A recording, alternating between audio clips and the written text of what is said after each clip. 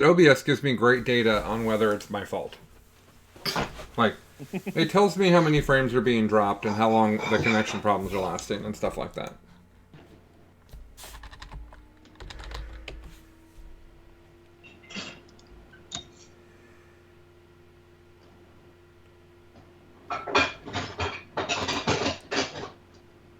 Sounds like someone's doing dishes. Yep. Hold on.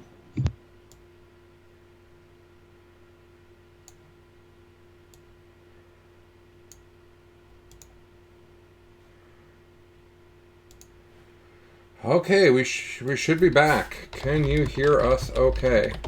Oh, great.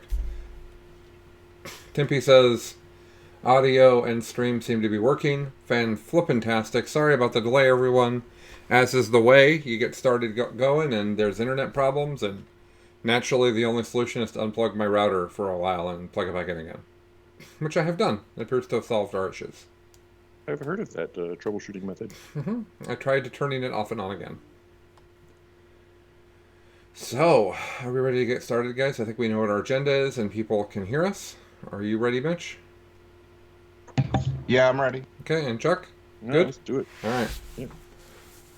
Oh, I do need one more thing open on my side. People are going to want to know things that I don't have memorized. Hold on. I remember the younger Colin who had everything memorized. He was very, very helpful. Who just remembered everything he heard or read. That was really helpful. Yeah, it just stuck right in there. Yeah, and it was just there. As opposed to now where Stephanie will say, we had burgers yesterday, and I'll be like, we did? What was yesterday? Where were we going? What were we doing? I don't remember anything about any of this. Where am I? Who am I? What's happening? All right, here we go. Welcome to Best in Faction. A podcast about Warhammer 40k. I'm Colin. I'm Mitch. And I'm Chuck. And we are the official Biff Pod Trio with no special guests this week. We have a bunch of great stuff to talk about, and we're just going to dive right in. But basically, the agenda for today is we're going to talk about Charity Hammer. We're going to talk about Mitch's exciting adventures at the Boise Cup with AdMech. And we're also going to, spoiler alert, I think some people might have gotten tabled. But we'll talk about that, and then we're going to continue our adventure of Better Human, Better 40k with Part 3. Part 3 was decided as we did Part 2, so it's kind of a fun little...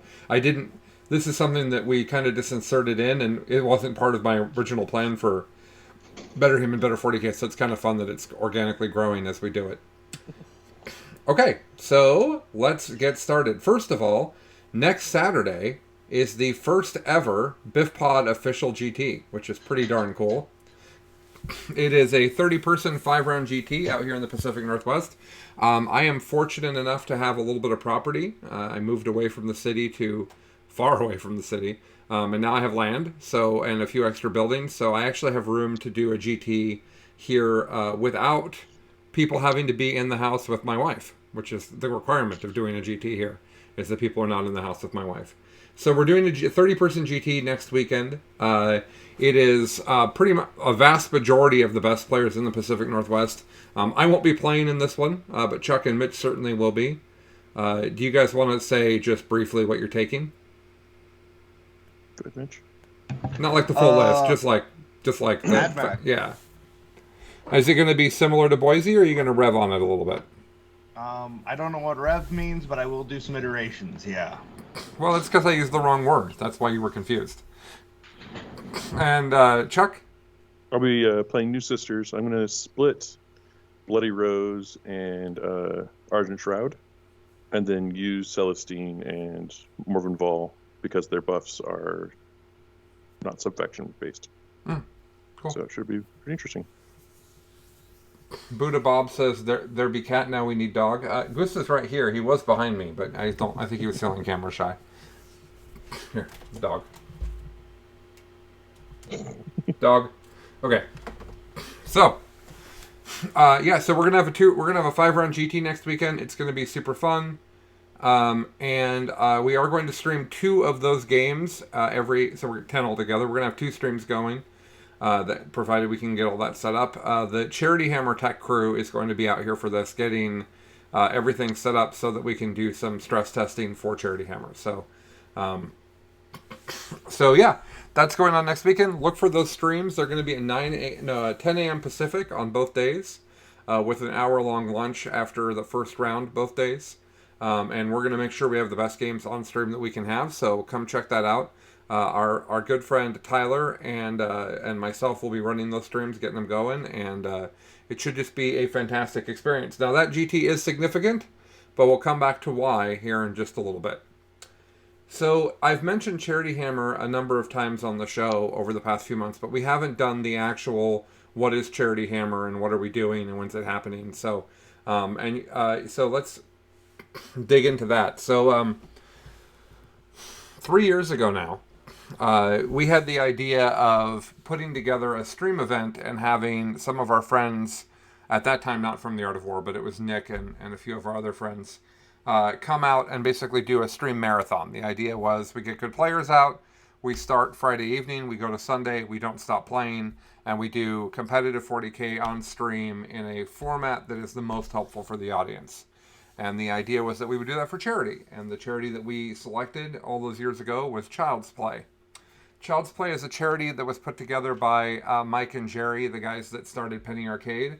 And Mitch, I got to be honest, I had their last names ready in my brain, and then I started talking. I think it's Mike Krahulik, and I don't remember Jerry's last name right now. Anyways, the guys that started Penny Arcade, right, which it was, PAX and the comic and all that. They have a charity called Child's Play where they make sure that children's hospitals around the country are stacked with toys and video games and all types of just great stuff for the kids. There's a great deal of research that if you keep the kids happy, their healing is significantly better. More importantly, from my point of view, let's keep the kids happy so it's not as awful of an experience as possible for the parents to bring their kids there, because it's already bad, right? Stephanie and I's youngest has had a problem, a growth, if you will, on his neck, and had to be at Children's Hospital a lot when he was little. So this is something that's it's very close to home for us. So that was the idea that we originally started, and the first year we raised $8,000. Great. And then the next year we raised another $12,500 doing the same thing. And then immediately after that, Frontline got together with a number of other companies, Riot and the guys who do the Gamer Getaway, whose name I don't remember. And a couple other companies all got together and donated more money to us, another $5,000 to us to bring that up to $17,500.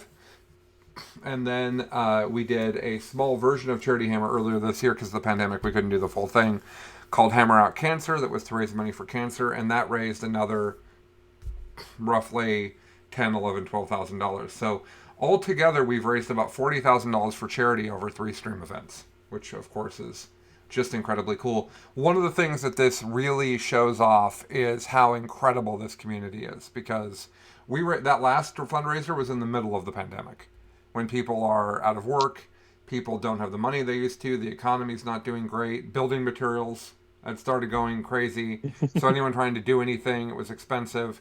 And during all of that, we still managed to raise an incredible amount of money for cancer research, and also to support a fellow gamer who is struggling with cancer. So the thing about me that everybody, all my friends know, is that I'm not capable of just doing the same thing each time. That's not actually how I'm wired. So each time we go to do Charity Hammer, it has to be bigger and more awesome than it was previously, which is a very stressful personality trait to have, but everybody else seems happy about it. So Charity Hammer is happening, and boy is it happening.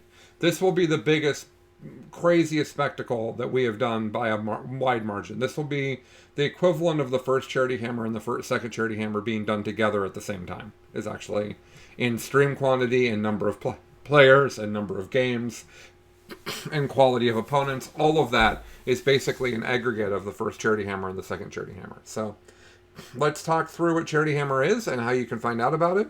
First of all, if you're watching this live, the website is not ready, but if you watch listening to the recording, it will be. And the website is simply www.charityhammer.com. It'll have all of your information. If you're a Facebook person, I'll be sending out an event probably tomorrow that is one you can click on, and it will remind you when Charity Hammer is, and it will give you all the information. But here's the deal. August 5th is a Thursday. At 2 o'clock, we have 3 streams that will go live. Those streams are our stream that you're watching potentially right now. Charity Hammer 2026 from the neck of an active volcano. That's great. So, let's not rule it out. Yeah. There's no bad ideas, Fred. Our friends in Iceland, give us a call. Oh man, if it isn't that where the ridiculously hard to say volcano is?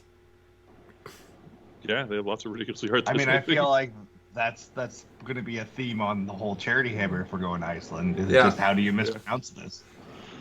Yep, that's fair. I'll have someone from Iceland follow me around and just tell me how to say things the whole time. Yeah, that one. EYEFJALLAJ symbol I don't know. I feel like that was Fred replying. No. Ill-Gotten Cranes is Mish. Oh, okay. Yeah. So, okay. Thank you, Mish. I don't know how to say that. Try to type it phonetically. Let's see how that goes. Type it phonetically for us. Person who speaks a whole bunch of languages. Help the ignorant English to only speaking people out. Okay. So, we're going to start 3 streams at 2 o'clock Pacific time on Thursday. These streams are completely free. There is no charge to watch any of this. And those streams will run all afternoon, all through the night, all through the morning, on and on and on until Sunday at 3 o'clock. At 2 o'clock on that first Thursday, we will have 3 what we call kickoff games. We always do that first to make sure all the stream is running. If there are technical problems during those, please be patient. It's a little bit hard to stress test what we're doing ahead of the event, but it should be great. Then at 5 o'clock to 6 o'clock on that Thursday Pacific, these are all in Pacific time. Just Google current time Seattle, and it will tell you what time it is right in Pacific time, or San Francisco, or anybody on the western non-Alaska United States coast. So we'll go all the way through. There's going to be a lot of things happening during that time.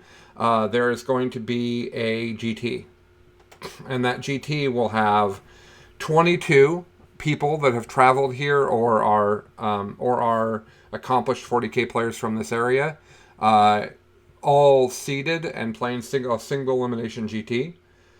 And then the other 10 people will be the top 10 performers from the GT we're doing next weekend. So the GT next weekend that we're streaming is going to give you a chance to get to know some of our local talent and get to see them play. And then the top 10 people from that tournament will be seeds 23 through 32. What's fun about that is it means that the person who gets 10th in the GT next weekend will then play against the top seed of the GT, which will be like a John Lennon or a Nick Nanavati or someone like that. And then and potentially lose, but that's okay. So it's kind of a fun adventure where you see these people play through a GT, and then ta-da! Here's the big GT single elimination with these amazing players, and we'll seed everyone together. Now, the way we're doing that is we're having a single elimination 32-person GT, but if you lose in the first round, because 16 people lose in the first round, then those 16 people will also go into a losers tournament that you'll also be able to watch on stream. So the losers tournament will be on stream, the winners tournament will be on stream. You can watch all of that. And we'll talk about who's playing in that in just a moment. There's also going to be a 5v5 team tournament. Nick Nanavati and John Lennon from The Art of War are each going to come on our stream sometime in the next week probably, and they're going to draft players from the people coming to Charity Hammer. They're going to pick one by one, like it's middle school and we're playing dodgeball at lunchtime. They're going to pick the rest of us to be on their teams. They're then going to pull together lists with their teams that match ATC or WTC format. And then at the time of Charity Hammer, you guys will get to see, there'll be a stream that is literally Nick and John talking to their teams about the other team's lists and how to pair into them and what the strategy will be like and how to beat them. And then you'll see all 5 of the games on stream. So, that'll be pretty darn neat. So we'll get a chance to see which one of them can muster and defeat the other in a 5v5 team-based format. That's going to be really neat. There's also the What's WOG Got to Do With It tournament that will happen during Charity Hammer. What's WOG got to do with it is that we have 4, really more. We have some of the best Orc players in the world coming to this thing, and we are strongly under the impression that we will have Orc rules before Charity Hammer. So what happens when there's a new codex, right, is everybody tends to fall in and go in one direction. Oh, hey, look, we all have close combat in Raiders and then Dark Technomancer racks. Weird. How do we all end up playing the same thing? Or the AdMech equivalent. Look, we've all brought a whole bunch of abusive infantry with chicken walkers behind it. And maybe some planes. So we thought would be fun is we'll get 4 incredible Orc players together and we'll have them each bring a different kind of Orc list. And then play each other, and then the winners will play each other to see who is the greatest WOG. And we're calling that What's WOG Got to Do With It. Got to do with it. So yeah, that'll be great. And then, let's see, what am I forgetting? Oh yeah, Saturday night. Saturday night is the hot wings eating contest. We have got a number of people who think that they can eat hotter food longer than everyone else, which of course is an important thing to find out for some reason, I guess. Yeah. So, but it's going to be great. It's a serious competition testing opponents' endurance, willpower, and taste bud fortitude. Let's not undersell the hot wing eating contest. You're going to watch people who are cool as cucumbers in the competitive environment sweat like sons of bitches because they have so much capsaicin shoved down their gullets that they can't talk. It's going to be great. Well, watch people you are afraid of shit their pants because they ate hot wings. That's what we're talking about here. It's true, and I have been replacing the toilets of my property with stronger toilets. So that's a good preparation, Mitch, don't you think, for such an event? Absolutely. Yeah. We bought this property, and the people that lived here were these tiny humans. And so there's something like 7 toilets around the property, and they're all these tiny little toilets that are close to the ground. And I'm a large man, and so is a large amount of the people at Charity Hammer. So over the past few months, every once in a while, I'll buy a toilet and install it, and just like slowly replace the toilets of the property in preparation of Charity Hammer, which is the funniest Charity Hammer prep I've ever done, which is why I'm sharing it. So. Oh, announcement for the Wings contest. Please remember this is an exhibition, not a competition. Please no wagering. Why can't people bet on the Hot Wings contest? People can bet if they want on the Hot Wings contest.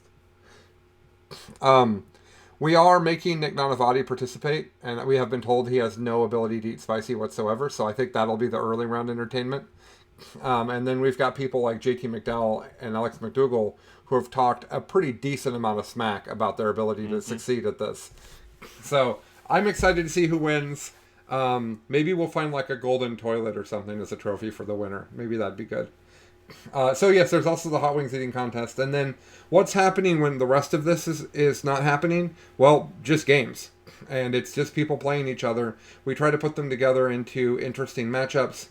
We try to get all of the armies represented, even if they're bad.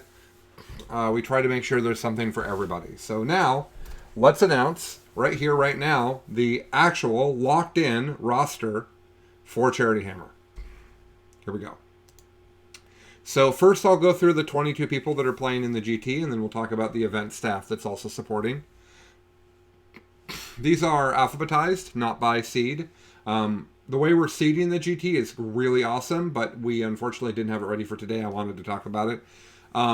Basically, the Falcon, everybody's favorite bird, has basically taken all of the data from BCP from the beginning of 2018 to now, and he has an algorithm that determines ELO. For those that don't play online competitive video games, ELO is a formula that basically says you start at an arbitrary number like 1200, and if you beat someone that's better than you, your score goes up more. If you beat someone who's worse than you, whose ELO is worse than you go up a little bit.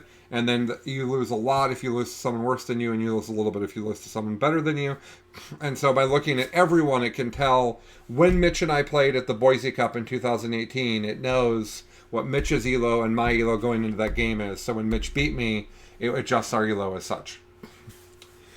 So God, 2018, Mitch. I can't even believe it. That's forever ago now. I don't think we played in the Boise Cup in 2018. Was it? No, that's the one we were at. T-shift. No, no. T-shift. No. The Boise. No, I'm sorry, not the Boise Cup. BAO. I said the wrong tournament. That's what the problem Oh. was. Okay. Yeah, we've never played a Boise Cup. Yeah, I was gonna say. Yeah, no, you're completely right. I just said the wrong B name. That's all I did.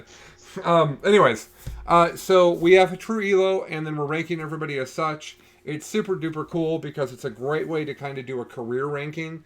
The problem we had seeding the GT is a bunch of people didn't play through a lot of the 2020 season.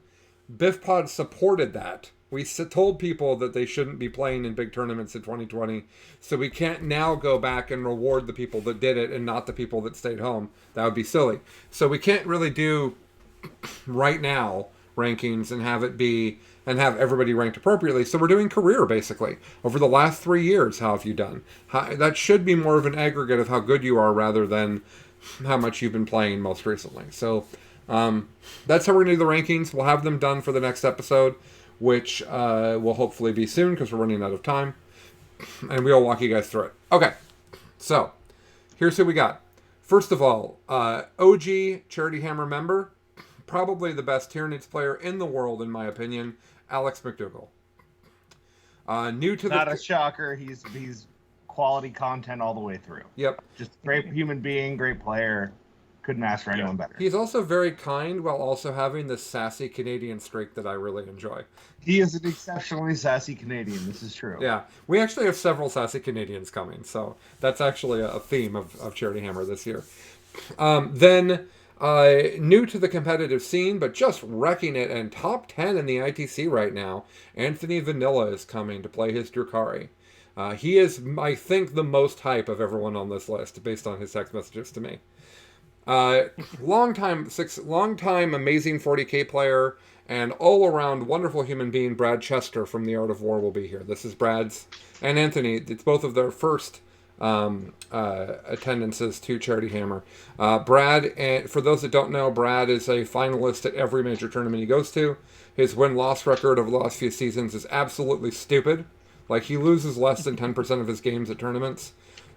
Basically, if Brad lost a game, it's to you. And if Brad lost a game, it was on the top table to not win the event.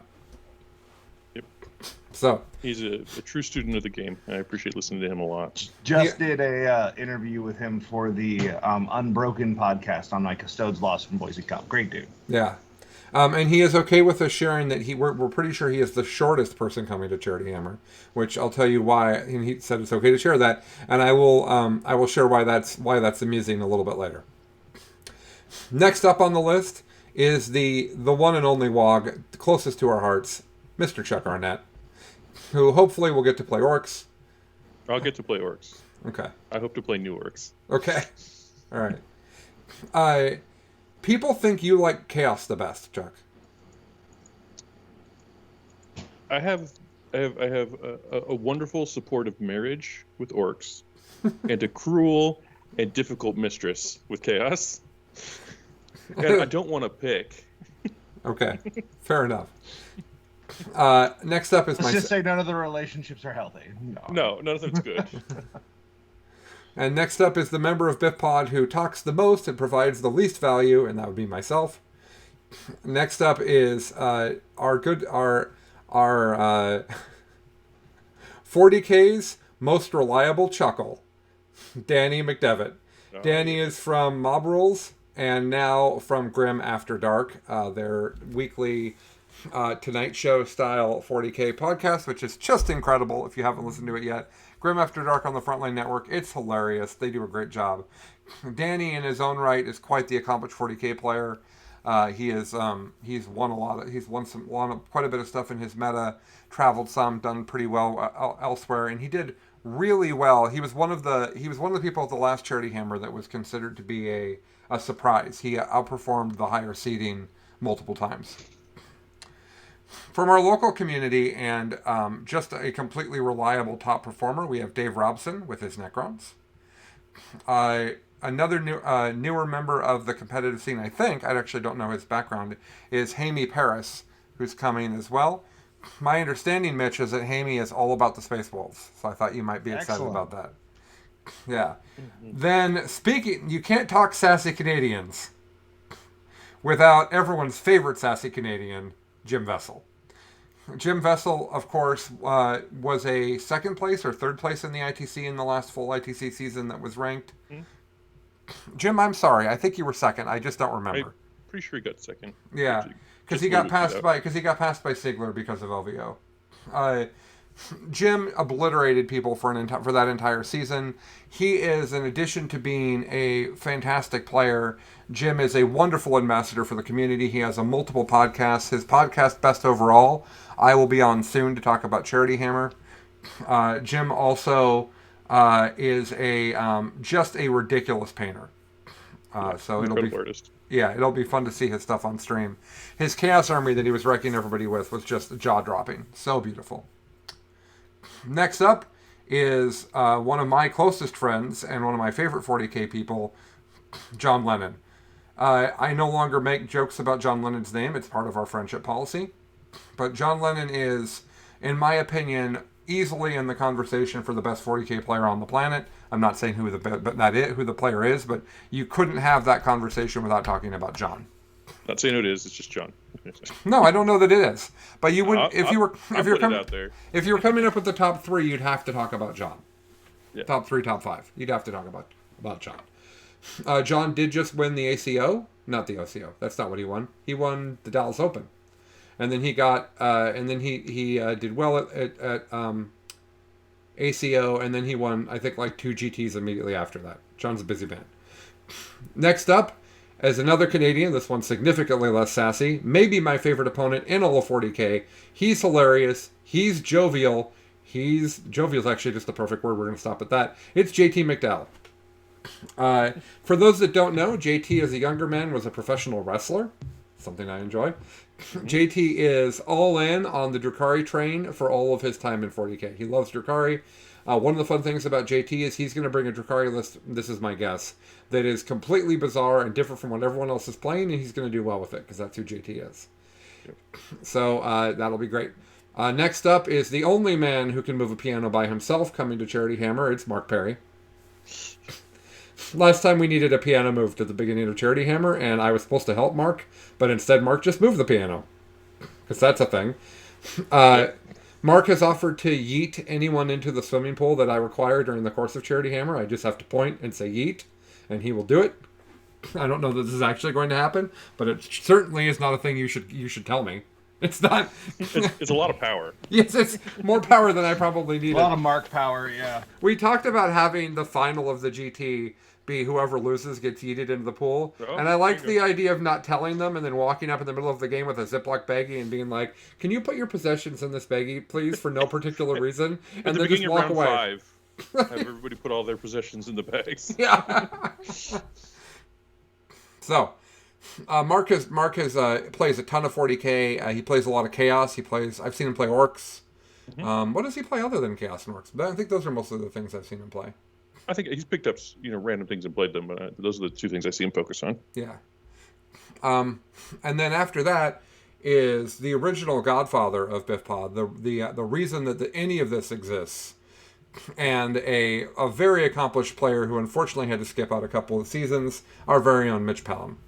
I was going to say, if you include the 2017 season, my average goes up a lot. Yeah. I I actually didn't realize when you stopped playing, and when we pulled the data, I'm like, where is all of Mitch's data?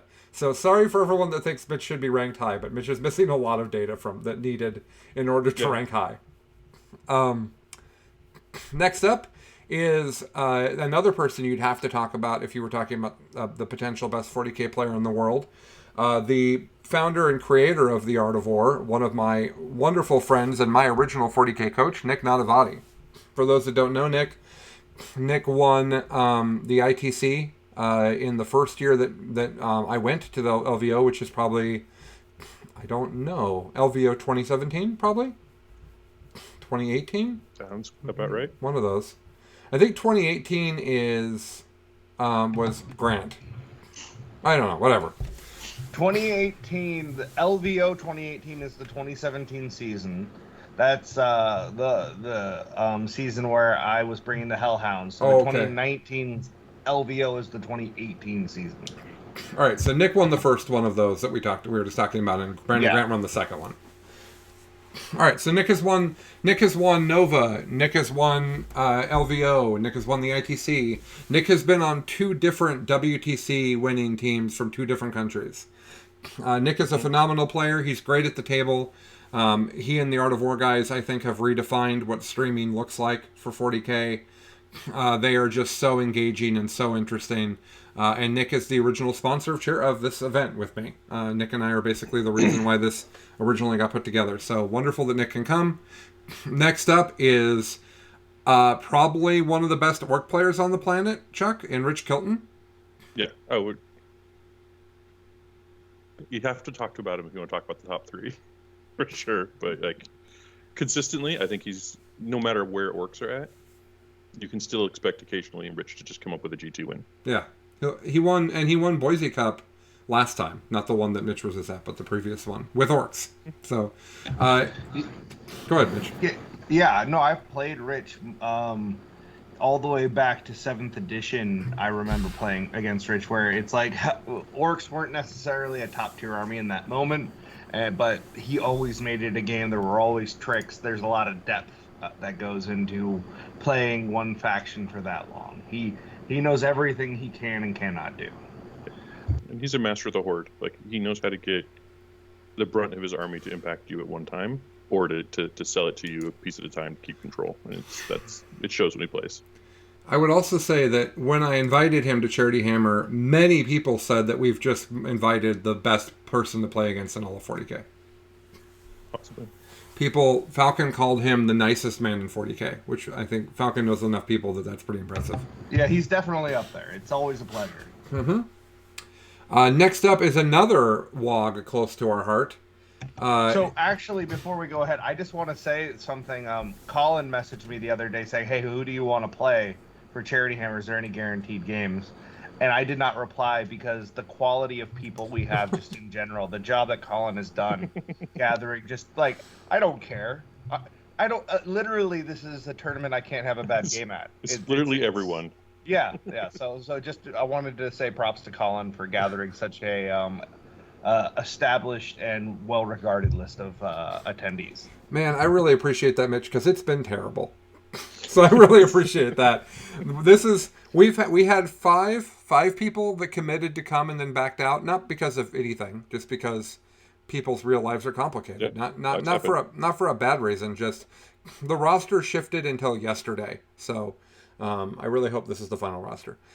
Next up is the host, one of the hosts of Signals from the Frontline. No, we don't mean Reese. We mean Seth Oster, the new host. Seth is also the Mad Doc on YouTube. I think that Seth is making some of the best 40K YouTube content out there. It's just incredible how quickly he's gone from zero to hero in my mind, and the content he's making. Seth is another person that you can't have a bad game against. He has got a wonderful personality.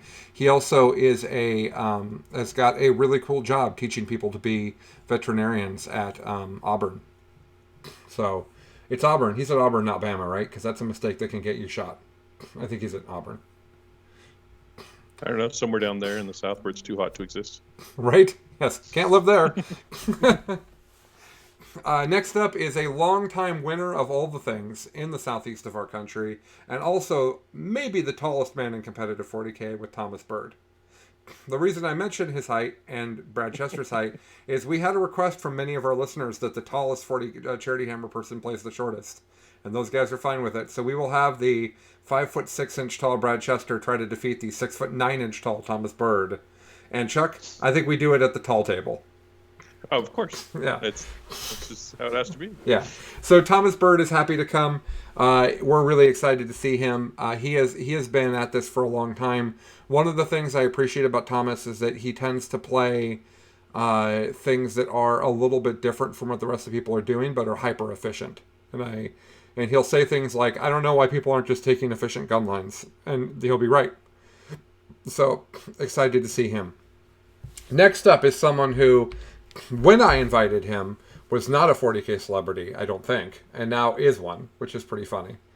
So, we had this moment in Discord the other day. So we have a patron group for Biff Pod, and it is a really wonderful community of people that genuinely are nice to each other and care about each other.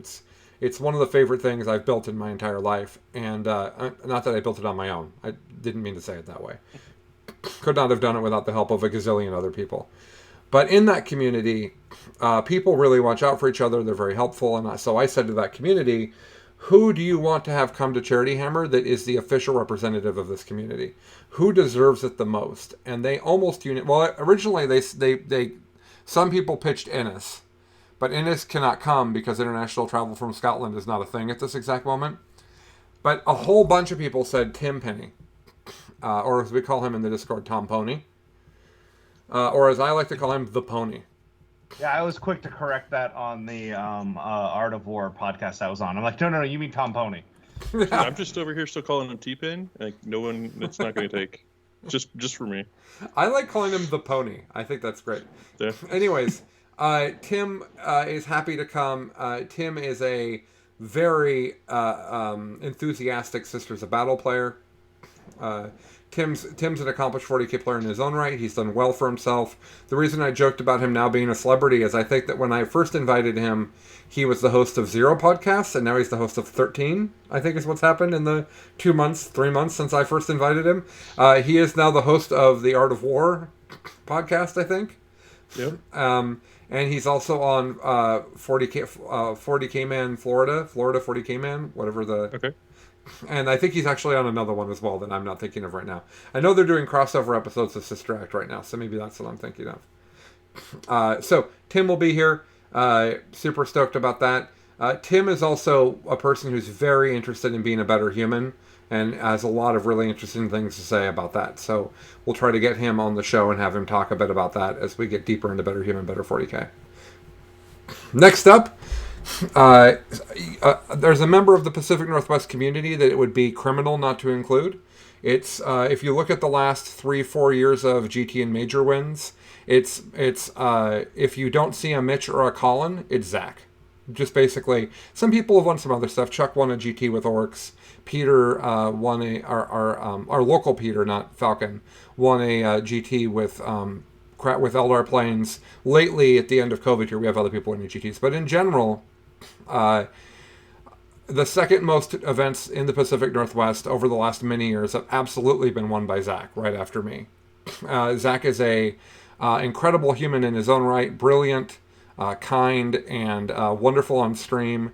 Zach is currently recovering from his abusive relationship with Chaos. Death Guard treated him real dirty for a while, and so Zach's been playing White Scars. He when I stopped playing White Scars, I kind of loaned him a bunch of stuff and handed them off to him. He's actually taking Black Templars to the GT next weekend, just to have something new to play. And Zach, if you've got Secretive Bellicor rules, I'm pretty sure that Zach will. If you have leaks on the Bellicor rules, I'm pretty sure Zach will do awful things for you to get those. So I was feel free to reach out. You said we're recovering from chaos, and we were sharing pictures back and forth of our Bellicor projects. Like we're not. Well, there's public persona and then there's private persona, Chuck. So we're happy to have Zach here for sure. So that's the 20. Oh no, it's not. And then the other two people who somehow were not alphabetized is Ruben Fernandez from Brohammer is going to be coming. Ruben, wonderful player, another great advocate for the community. I've been told by a lot of people that he has the softest hands in 40K, which I think is a weird thing to tell another person about. So I look forward to that. I'm gonna stroke his hands and see how that feels. That's a whole stream of itself, I think, really. Yeah, right. So that'll be exciting. I'm excited for Ruben to come in particular because Ruben tends to play Eldari, and he tends to push it a little bit off kilter from what I play. So I'm kind of excited to see what he brings. Ruben won't bring the default Drukhari list. He'll bring something a little bit different, and that'll be cool to see.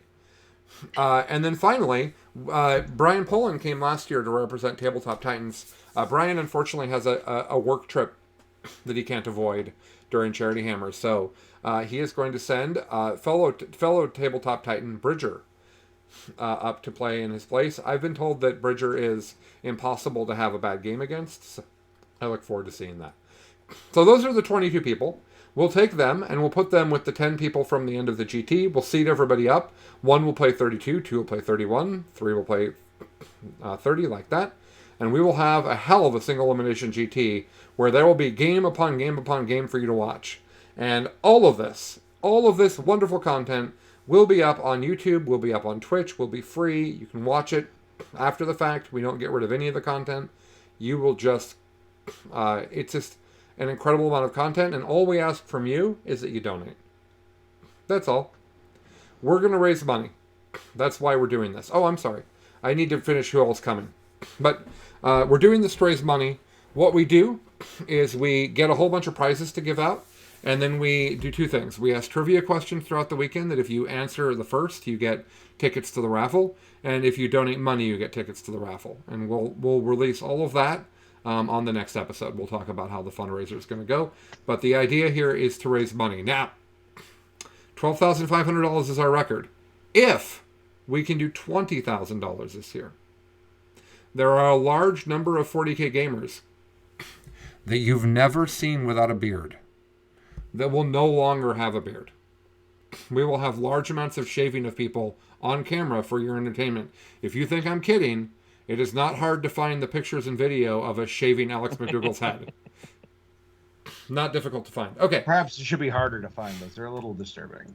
Yeah. That's great, Mitch. Okay, we do have some more people. I like to start my day. We do have some more people coming to help out. Yuck your yum chuck. We do have some more people coming to help out and be on stream a little bit. First of all, I want to give a big shout out to Backup Colin, which is Jason Schuster from Tennessee. Jason and I play Diablo, which means we're friends forever, because that's how my feelings for Diablo work.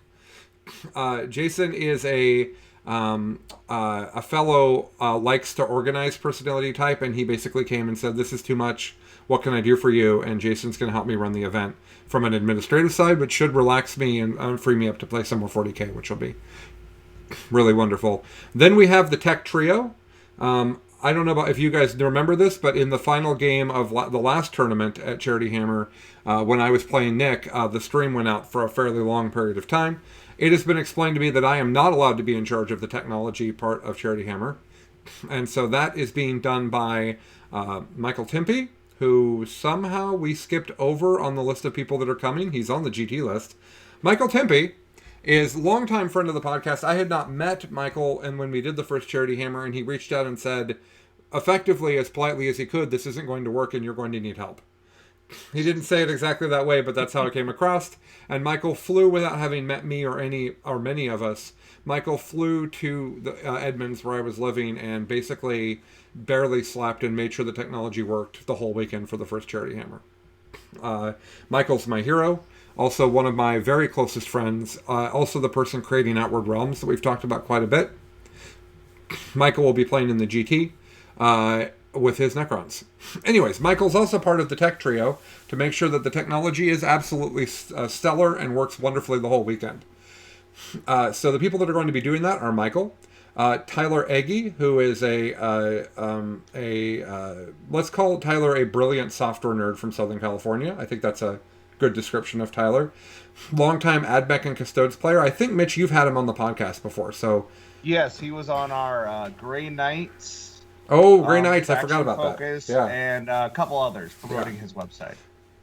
For sure. Okay, so then we're also going to have Tyler Bortel, who is the reason why everybody on Facebook argued about triangles for a long time. There's 3 people in that trio of tech people. Yeah. Oh, sorry. Yes, you're right. Thank you. I thought I had already said that Peter Akey is the other. We already talked about Peter and I got confused. Yeah. Peter Akey. Peter is the sort of person that just wants to help, and so regularly is helping me behind the scenes with things that I do. He runs streams for us all the time. Peter is a GT winning player in his own right, and just a wonderful member admin for our Discord as well. So those 3 are making the technology work. Here's an example of some things that are happening. Michael is removing a bunch of my network infrastructure at my home and replacing it this weekend. Tyler has created backup computers. Cameras are being mounted. Sound system equipment's being put in place. And all of this with the ultimate goal that we can have all of the competitive games on Stream 1 commentated by Adam Camilleri and his crew from Down Under, along with some other people. And also let him pivot between different tables and cover all of the games and not just the main game on the top stream. So, lots of technology focus going on right now. Thank you for reminding me that I hadn't said that Peter was involved in that yet. Tyler Bortella is coming to help us run the stream. Tyler is the reason why everybody on Facebook argued about triangles. That's Tyler's fault, so blame him for that. Mm-hmm. We do. Yep. Everybody's favorite stream host Pickles is back. Then we've got Paul Winters helping watch the stream. Our good friend Harrison Jewell always comes up for a game or two. And I think that is everyone involved in Charity Hammer. Holy crap, did that take a lot longer than I intended it to. But there they all are. So, that's Charity Hammer, folks. Yeah, it's a lot of people. This is basically a 40K slumber party. That's basically what this is. Let's catch up on the comments we missed. And Michael says, I feel like you may have missed a person in Charity Hammer. Yes, somehow I read over you. Someone says the image of you impulse buying toilets when you're out in the world is amusing. I agree. Just so you know, you can buy toilets from Amazon in 6-packs. I haven't done that, but I was tempted to have a flat of toilets arrive at my house, like on a pallet. I was excited about that, but I didn't do it. Chaos is your abusive side piece, says Alex. Pretty much. Yep. And the RPG Luminary says you're not wrong. Okay. I do have to make a pivot now. It is the 4th of July. We do have people coming over. I'm going to have to postpone Better Human, Better 40K for next time. And we're going to spend the rest of this episode with Mitch talking about Boise. I just can't. I can't go long enough to have everything in the What's that? You go on a 3.5-hour podcast? I just can't. I like being married. So, I just want to make sure that I continue being married because I enjoy it. So, thank you for sharing that with us. It must have made you very vulnerable. Yeah, right? There, we did it. We did it. Yeah, vulnerability handled. Boom, boom. So, we'll be on, all of us are going to be on podcasts coming up here to talk about this more. The website's going live. There'll be a Facebook event. Lots of stuff's going to be posted. Please keep an eye out. If you want to already start donating, you certainly can. It's paypal.me/charityhammer.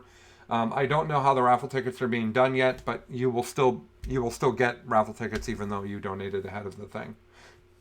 So with that, let's move on from Charity Hammer and make it the Mitch show.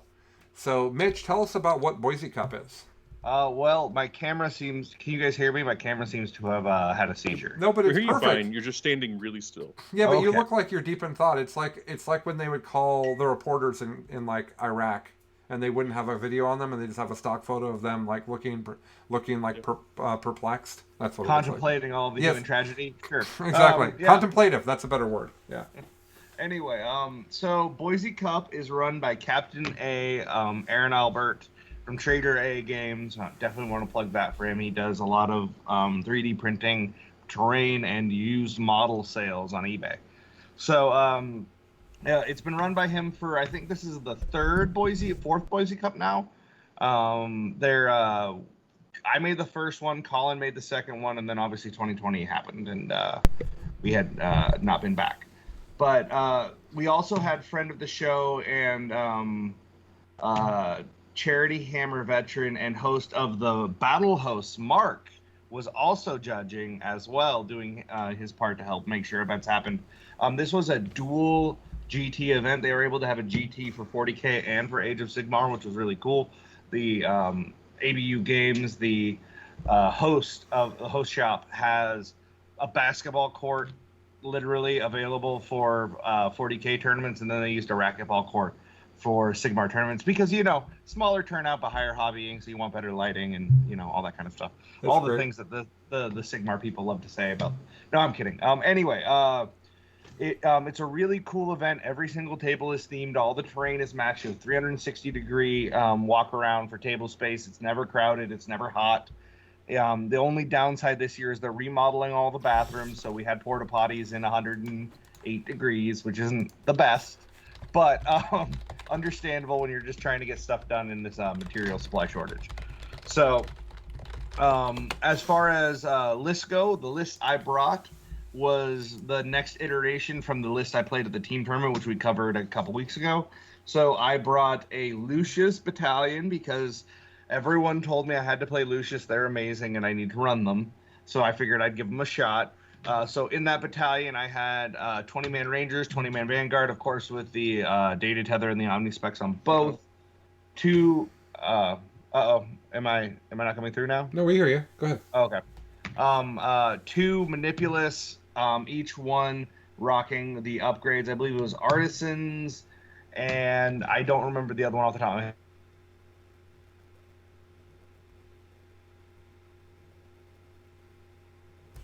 Oh, now we've lost Mitch. He's gone now. I'm back. But Okay. my camera isn't back. No, that's okay. We don't need your camera. We just need to be able to hear you. Yep. So I'm running 2 squads of 20-man blocks, 2 5-man Vanguards, 1 5-man Ranger, and then on top of that, the 2 Manipulus and the Marshal. The Marshal having the Relic, and then a Manipulus having the Transhuman Warlord trait and the Teleport Relic.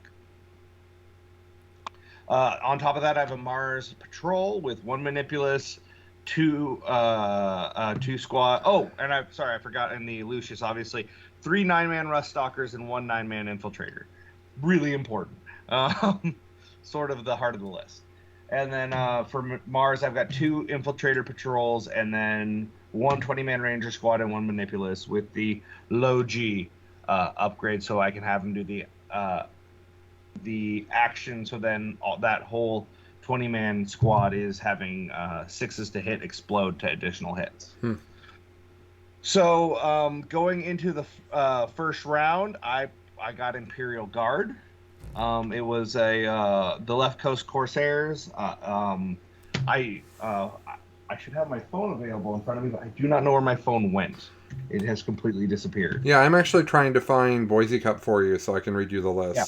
Give me 1 second, I'll just grab it. Okay. It's just BCP is such hot garbage. well, I wasn't going to say that on stream, no, but I will. yeah, I can't find Boise Cup at all.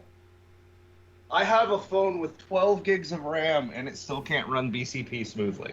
So, at a certain point, I have questions. No, I've got it right here. I'm pulling it up.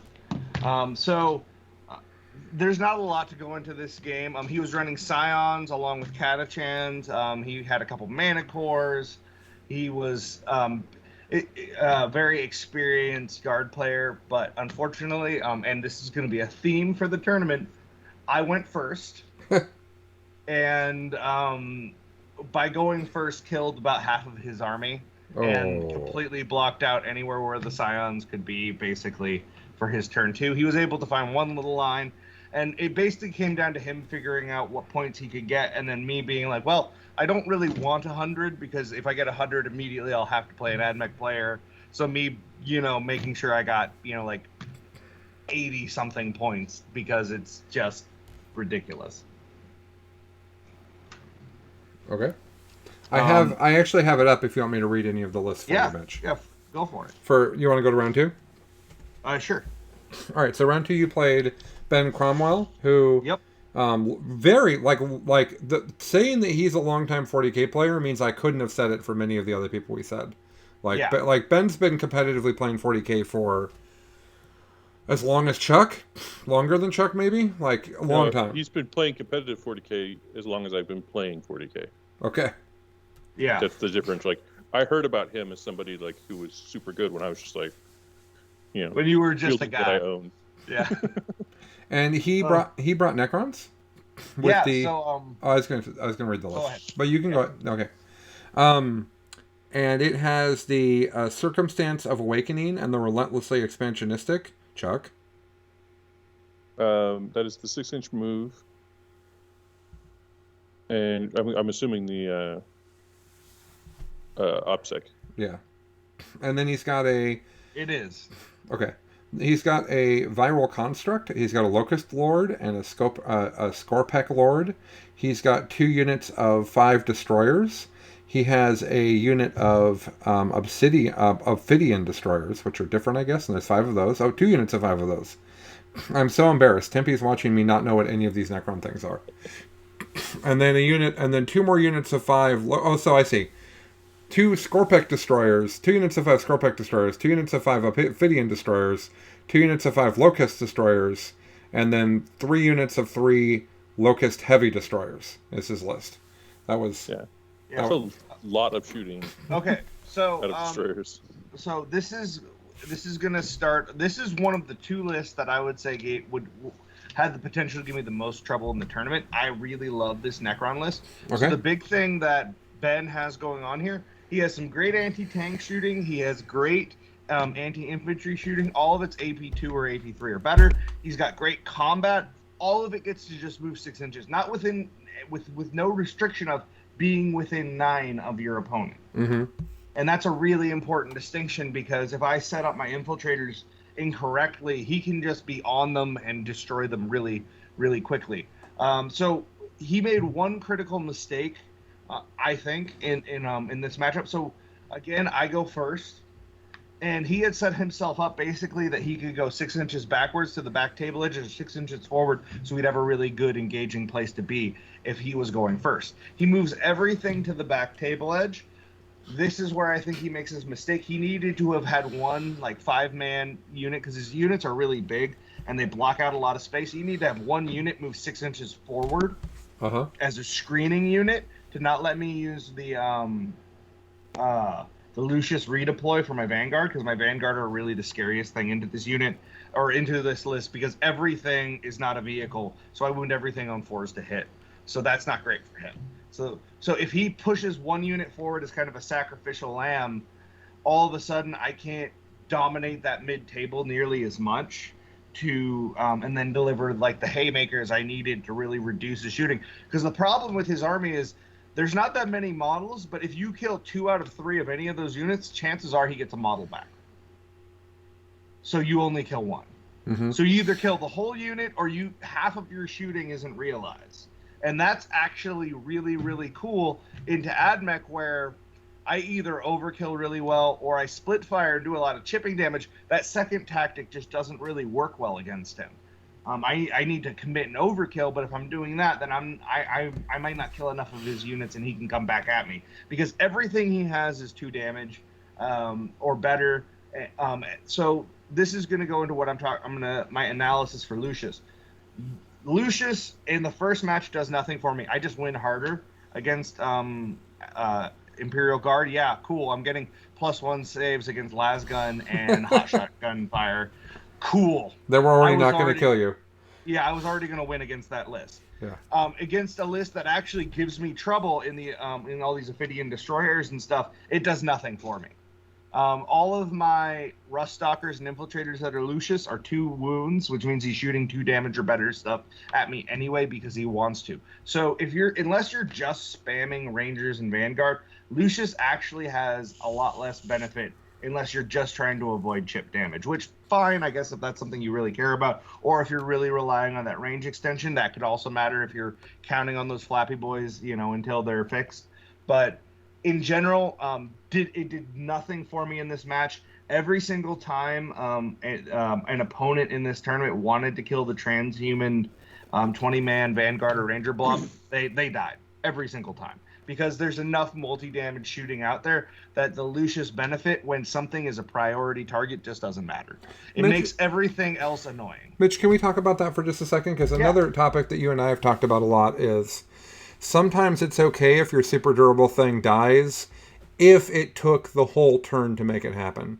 Sure. So did you see it take enough value from your opponent's army to destroy in order to still be worthwhile, or did you think that you just don't value that big durable brick? It took some value, but it died anyway, and the value would have been in having 1 or 2 people left to get me a table corner or something like that. That never happened. Okay. I never had enough left where I was like, oh, well, that was good value.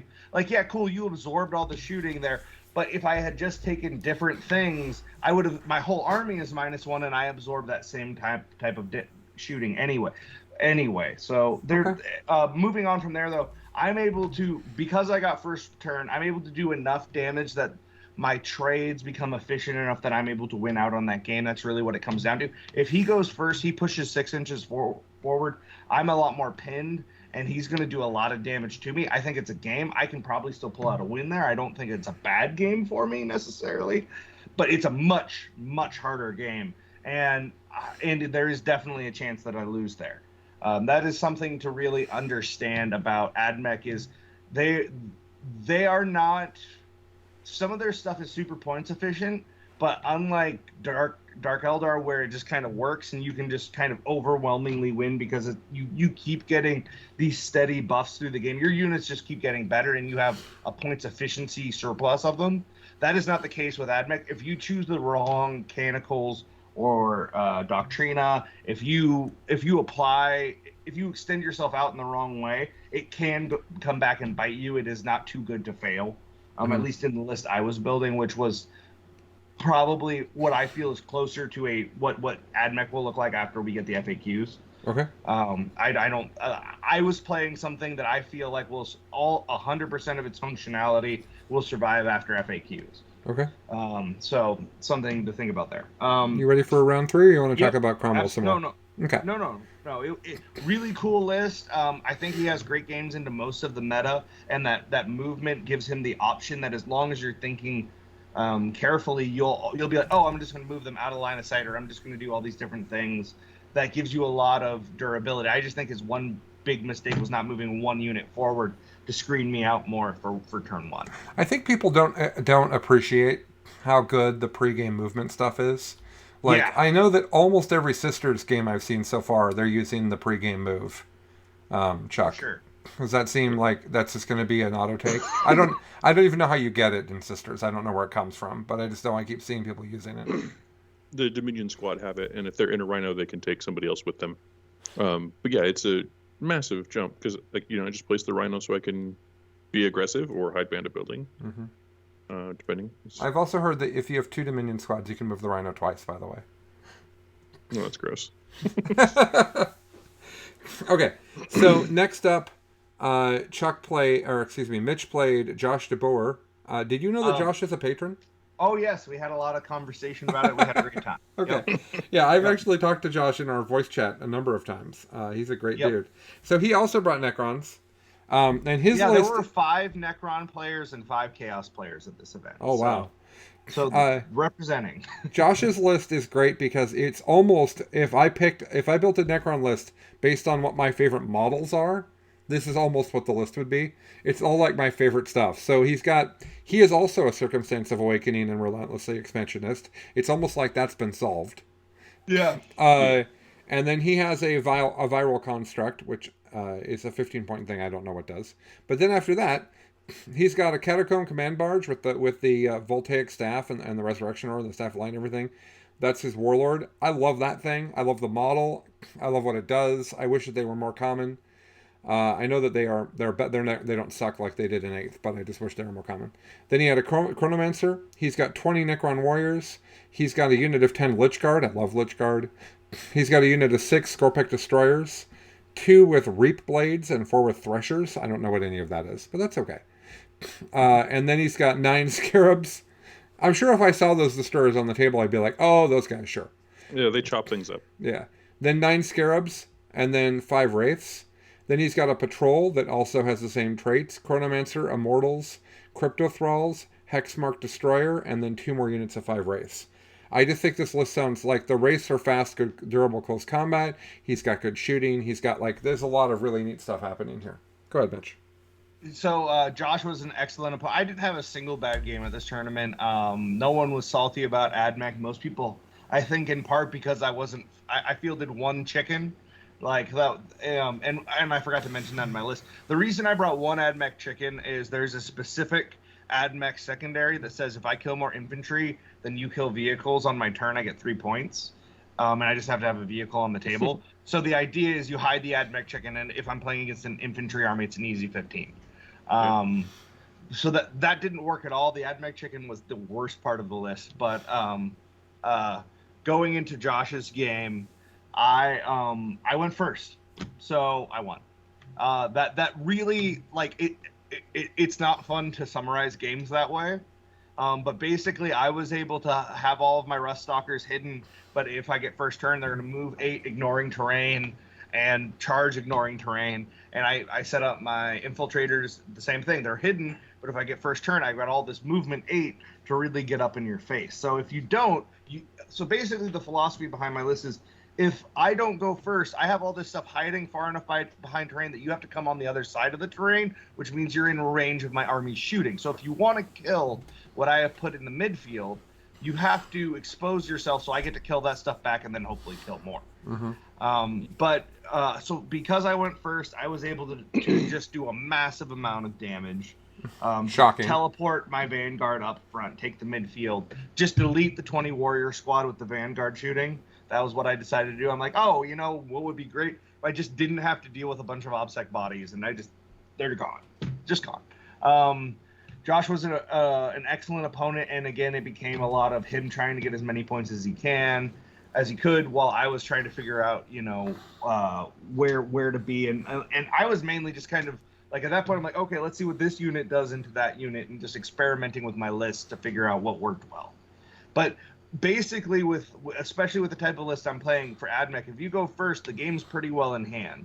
You're gonna get a 45 on your primary, and you're gonna get at least a 30 on your secondaries, just if you go first. That's all it takes, and that's a problem when you can be like, oh, guaranteed 75 points. So moving on. But no, Josh was an excellent opponent, had a great time, and that was really all I could say on that matchup. All right, so game 4, you played Joseph Hansen. Yeah, and he had the Custodes. I'll just walk through this and then you can go for it. He has Trajan, shocking, and then Shield Captain and Non-Eagle Jet Bike. He's got it all super stuff, super buffed up. Yeah, super buffed up as you do. He's got 3x3 custodians with Misericordias. That's just his regular durable foot dudes that are holding things and doing the game. Then he's got a unit of 1. I think this is a Battle Scribe error. I think he's got 4 units of 3. He has 4 units and 1 doesn't have the Miscordia. It makes it confusing. Yeah, the 4th one is the line formatting for the 4th one is different for the previous 3, so it was confusing. Then he's got a Vexillus Praetor, which is that's the banner guy, right? Yeah, -1 to hit. Yeah, and then 3 heavy, and then 3 Telemons, which are one of the most durable things in the game. Yep. Go for it. So, this was another great game. I actually made a friend in this game. So Joseph has been playing Custodes for a long time. He's actually in the Northern Idaho Spokane meta. He's going to be in Danny McDevitt's new meta, and he has been playing a lot of Custodes. And this was actually his last tournament with Custodes before he swapped to Gene Stealer Cult. He wanted something different and challenging. I'm like, well, if you like challenging, you picked the right codex.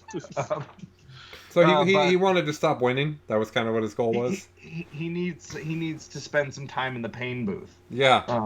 I don't know that it matters whose meta he's in if he's going to be playing Gene Stealer Cult. Ooh. But no, great dude, and so the mission was priority targets, and this was one of those games that was played completely by intent, really high level play, super fun.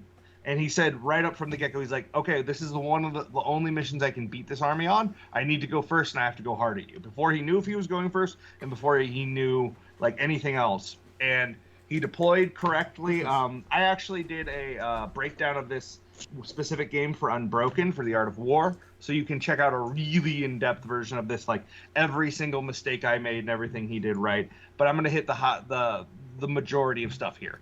So he with priority targets, obviously you're moving objectives. He very smartly he got the first objective movement, and he moved the one objective that would really matter in the game, which was a side objective close to my deployment zone. He moved it further away from the deployment zone so that he'd have a consistent shooting line on it, and he'd be able to really get onto it turn 1.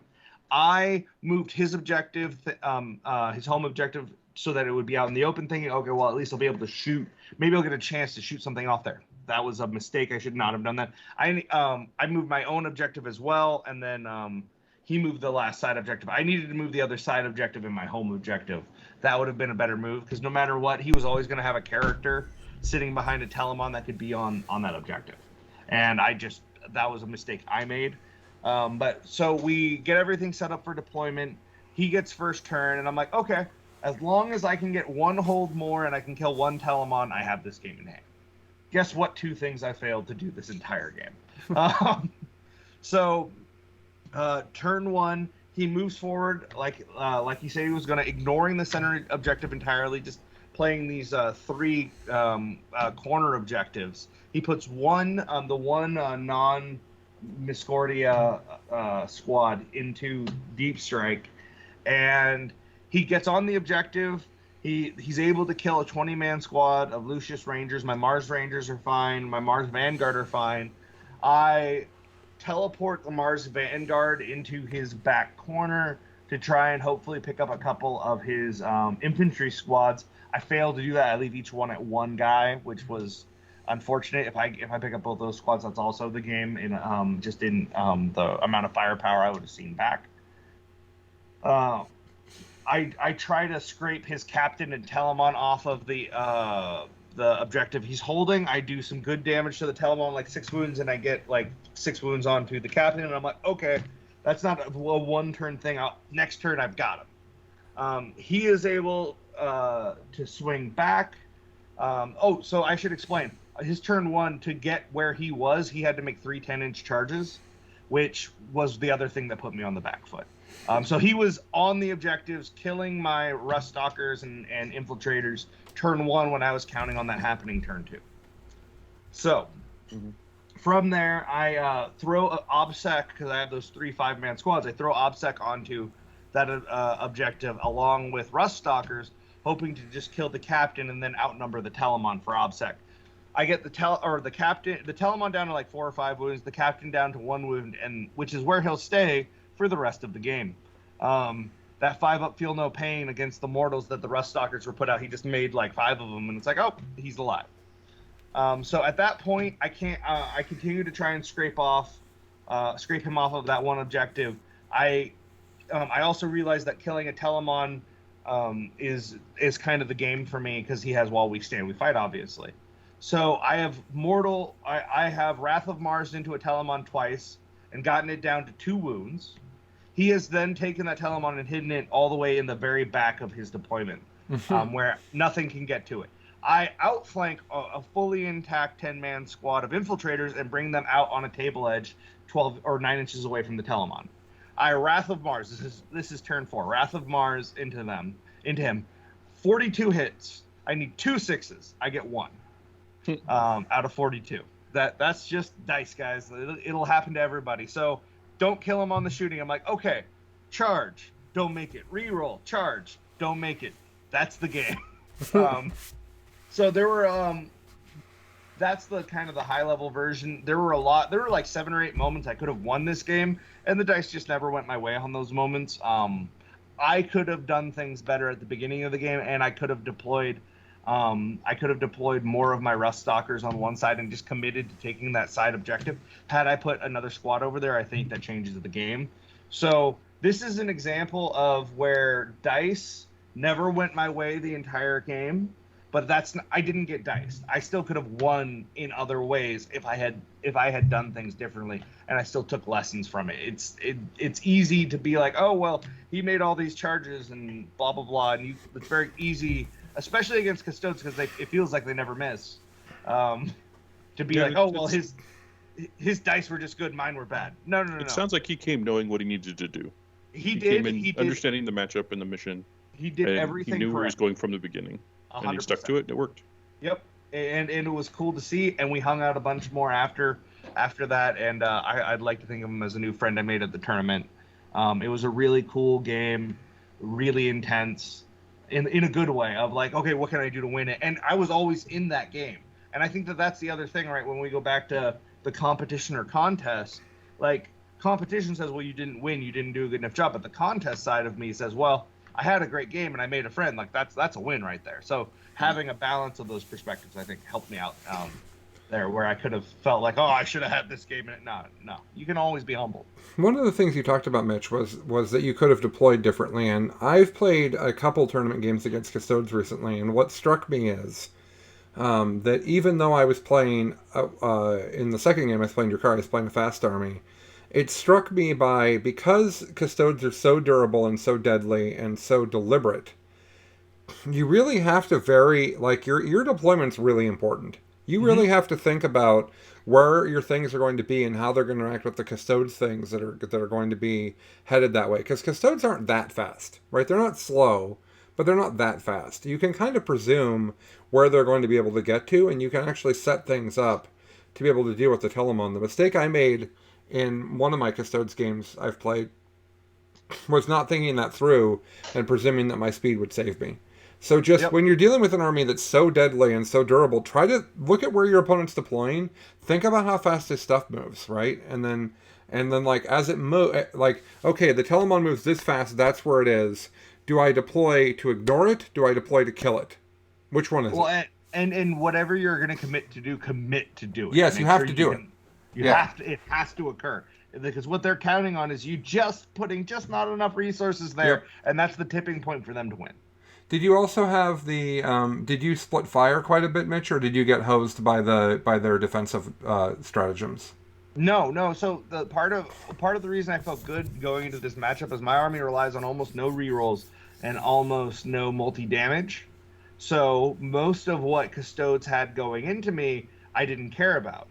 But the fundamental issue was just that I had some subpar dice rolls turn one that left me with fewer models to deal out the damage I was counting on. But again, that came back to deployment. That came back to me not committing where I needed to know I absolutely was going to own the thing I needed to. Because there was an infiltrator squad that if I just don't put them there, he was going to own that objective no matter what. And them being there just gave them something to shoot and kill that did nothing for me. Mm-hmm. I needed to have that infiltrator squad on the other side, hopefully tipping the balance to kill that Telemon to do different things. And so I tried to be too many places at once where I needed to commit hard and be like, no, I absolutely am going to win this objective. I have 40 bodies to do it. I know you're not. Even if you kill half, I have enough. Right. Like that was what I needed to do, and I didn't do it. Yeah, you can totally tar pit the Telemon, right? Like. You can say, fine, here's 40 bodies on that objective. Unfortunately, Custodes often have really good anti-infantry shooting. For sure. Okay. So your reward for that is that you got to go and beat on one of the world's nicest guys and best painters, it looks like. Yep. So Mitch's fifth round opponent is famous 40K painter and amazing human being Colin Ward. A friend of mine. He's actually in one of, like, I have a chat that originates about 10 years old now. For the old team I was on in Boise, and it's still all the old teammates I had from then. And we add kind of the people who moved to Boise who we want to talk to, Michael Snyder, Colin Ward, and so it was funny because the first thing he tells me day one is like, Mitch, your list is the one I don't want to play into at all, like at all. Like that's the one list if I can avoid that, I'm great. and so round 5, as he's coming in from lunch, I'm sitting at the table and I just start waving and I'm like, hey bud, like. That's hilarious. So he's got the Blood Angels. Yep. And his Blood Angels have got a captain with a jump pack. Weird for a Blood Angel army to have a Thunderhammer captain with a jump pack. Mitch, I hear that there's a bit of a scarcity with those. Some starship got stuck in the Eye of Terror and it's blocking all trade for jump packs. So. Right. And then he had the Chappie on bike, who I just love. He had a Sanguinary Priest with a jump pack. Then he's got a unit of Incursors, 2 units of Infiltrators. Following that, he's got a unit of Death Company that looks like it's all Chainsword dudes, 10 of them. 2 Invictor Tactical Warsuits, a Redemptor, but it's the Redemptor with all the Onslaughts and not with the Plasma. That always makes me sad. The Plasma's really fun. It turns out, Mitch, if you could just take Call's Wrath a number of times over and over again in your army, that's good. Which is weird, right? Yeah, then he's got a unit of Sanguinary Guard that has 5 swords and 3 power fists, and then he has 3 multi-melta invader ATVs. Yeah, so I went first. Oh. Yeah. But that's the only thing Blood Angels do. is I, go I went first. first and picked up both of his Invictors, his Redemptor, 2 Infiltrator squads, the Death Company squad, and 2 ATVs, another Infiltrator squad. Well, that's his Yeah, whole army, Mitch. Did he not have yeah. terrain? No, there was terrain. That was mostly charges. Oh. It was Dawn of War. It was gonna be fast either way. Um, All right. and so turn 2, he had an ATV and a couple of characters and his Sanguinary Guard left, and he proceeded to charge those in to make sure he didn't get a 110 score. And I believe like we got into like 100, like 19 to 96 or something like that. Yeah, something like that. I didn't actually look. 94-19. There you go. So it sounds All like in right. all your games, you're getting a lot of value out of the infiltrators. Infiltrators are the forward pressure. MVPs. And like if you're not taking 30 infiltrators as AdMech, I don't understand what you're doing. If you go first, they just win you the game. If you go second, they're durable and you should have hidden them well enough that your opponent has to put some effort out and the rest of your army gets touched less. No matter what, they're great. Right. So that landed Mitch 4th place. Hey, Which, you know, Classic. you've never been 4th place before, so that's weird. certainly not at the Boise Cup. Certainly not at a third of the tournaments you go to. Yeah. Above Mitch was Jason Bird's Nurgle list, which, good for you, Jason. Jason will be at the GT next weekend, by the way. Joseph Hansen, who is the person that beat Mitch, his Custodes, he got 2nd. And the winner of the tournament, also will be at the GT next weekend, is Ryan Len, also with his AdMech. I've played Ryan Len to win 2 tournaments, so he's seeing him at the top here is not surprising to me. I've played him multiple times at the end of a tournament. So here's what I'm wondering, Mitch. How, now that you've played 2 tournaments with AdMech, how bad are they for balance? So for mid tables, they're awful, for sure. The amount, like, there are a lot of easy AdMech lists that are gonna just be very frustrating and gatekeepery and not great. So I want to go over a few different rules interactions that everyone needs to understand for AdMech, so that you don't like your opponent doesn't unintentionally play incorrectly, and 2, you just know what those rules are because there's a lot of rules, and so this is just part of the education process for catching up All with the right, meta. let's hit. So let's start with the manipulous stacking. That's not going to make it through an FAQ. I don't see any scenario where they say you're going to be able to pick a unit, add AP3 to it, and add 18-inch range, and say, yeah, that's working as intended. That is not a thing. It's raw right now, and if your TO rules it that way, that's fine. But don't worry, that's going away. I can't see any. And we are not allowing that at either the GT or at Charity Hammer, just so people know. Yeah. Flappy boys, right? So that they can come in, not interact, and leave. That's going to get fixed. Again, every instance that's occurred with, going all the way back to 7th edition with Piranhas, with a formation, like, that's always been FAQ'd, even back then. That's not a thing that's going to stick around. The Wrath of Mars, the way it's currently written, it is each model can inflict a max of 6 mortal wounds. That, I imagine, will be changed. I hope so, because it's very clearly written raw right now, and that's just not it. It looks like there's 2 ways to interpret it. They wrote it that way, anticipating people using it on the Castellan robots with all the shots, and that was the only limit they were trying to create, or they wrote it trying to create a max 6 limit for the entire stratagem, which I hope it's the second one, not the first one.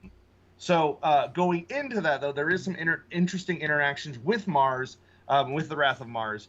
If I have 80 shots and I split 40 and 40, if I kill the first unit with armor saves, because you take those before you take mortal wounds, I can then generate mortal wounds on the other target. So that's an important interaction to understand. It's subtle, but that was something I was doing. The other thing, Doctrina. This is really, really important.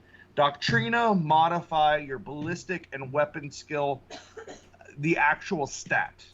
So if I go to ballistic skill 2 and weapon skill 4, that means if you're -1 to hit in combat, on top of that, I'm hitting on 5s. People have it in their heads that you can't modify rolls by more than 1. That's true unless you're modifying the weapon skill it's itself, and because that's it's the same as degrading, right? That's the way to compare it. It's the same as like if you degrade your guard tank commander so that it now hits on 4s, -1 still works on that to put it at 5s because its its ballistic skill is 4, not 3. And this is a really important distinction. So when people are like, "Oh, I'm going to be," because if you're playing an army like mine, where weapon skill, I'm often going to weapon skill 2, turn 1 because I went first and I have all these charges. My shooting, if you have a -1 to hit, is dramatically less effective at hitting on 5s. Right? So that's a big deal. Something else to understand, though, is that is not the case when you use the Vanguard Radium rounds, where an unmodified hit roll of 4s automatically causes a wound. That happens irregardless of minuses, and that makes them really, really broken.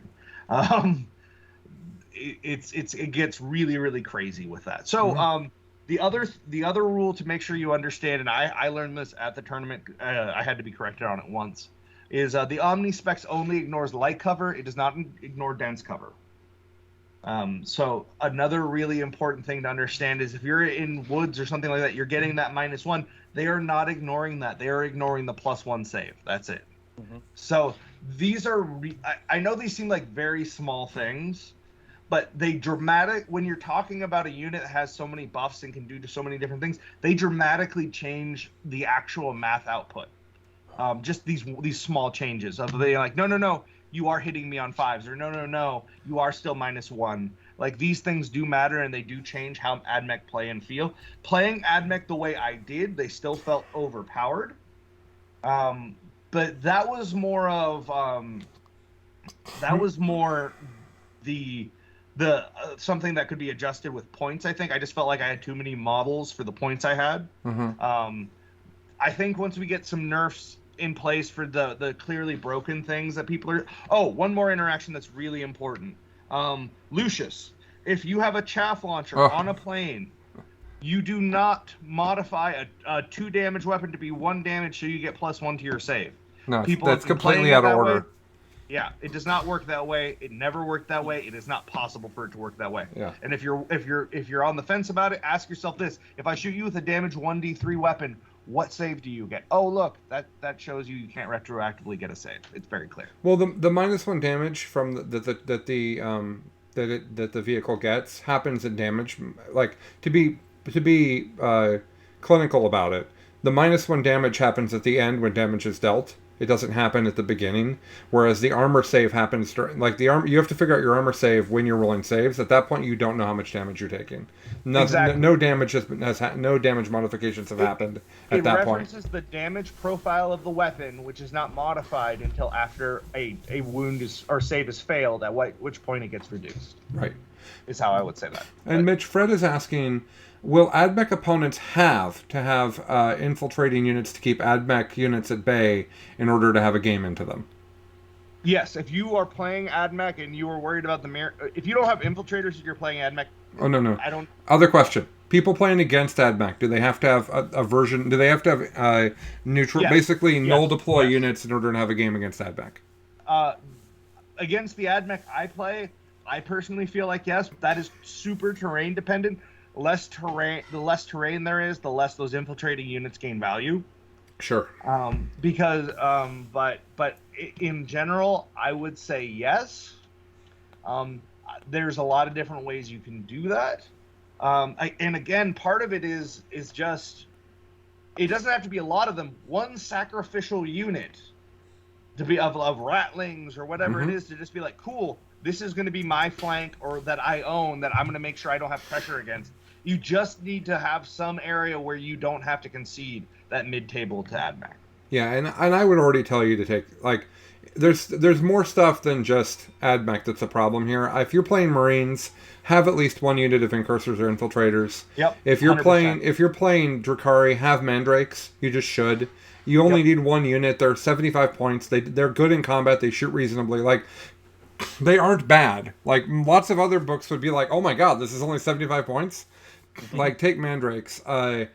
Guard can have Ratlings. Like, at this point, a lot of armies have the ability to get stuff. Unfortunately, some just don't. Tyranids and Genestealer Cult were using blips to solve this problem. Because what blips would do with the Genestealer Cult is it'd tell Mitch, you can't move within 9 of these blips on your turn, which also stops this in its tracks. So Yeah, there's a lot of different ways you can kind of combat it. I think the armies that the other thing I would say is, if you're playing against AdMech Horde, do not deep strike things. Do not deep strike things. You need all of your shit on the table. You need it doing as much damage as soon as possible. If you deep strike things, I'm going to spread out and it's going to end up in your deployment zone 2 turns later anyway. Mm-hmm. So unless it has to be off the board so that I can't kill it turn 1, there's no other and you're planning on bringing it on in your deployment zone, do not deep strike. Yep. All right. What a great report that was, Mitch. I really enjoyed that. I thought that there was a lot of really good stuff to learn in there. Oh, so a couple things I wanted to hit on real quick for the Boise Cup. One thing, if you're going to come to the Boise Cup, they don't give out a prize like pack for who gets first, second, or anything. They have individually printed awards and trophies and all kinds of stuff, but they do a raffle. Everyone who goes to that tournament walks away with a prize. I walked away with my 13th Bane Blade, but everyone's different. The other part of that is the hobby at this event was insane. You had Mike Giannone. You had Bob Payne. Kelly. Yep, I was getting there. You had Bob Kelly, Carl Payne. There's like 5 other people I'm forgetting. Sean Sharp. I mean, like, the hobby track at this event was more competitive than the play. It was phenomenal. You had Carl Payne's Dark Eldar that are painted in the style of Borderlands and so look good. legitimately like Borderlands in person.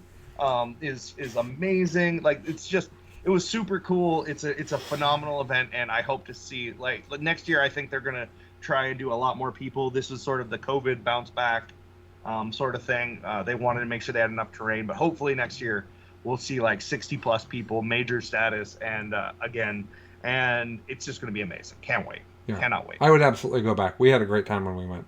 Chuck. Yeah. And Boise's a great food town too. Great food and beer. So there's a lot to do afterwards, which was really fun. Okay.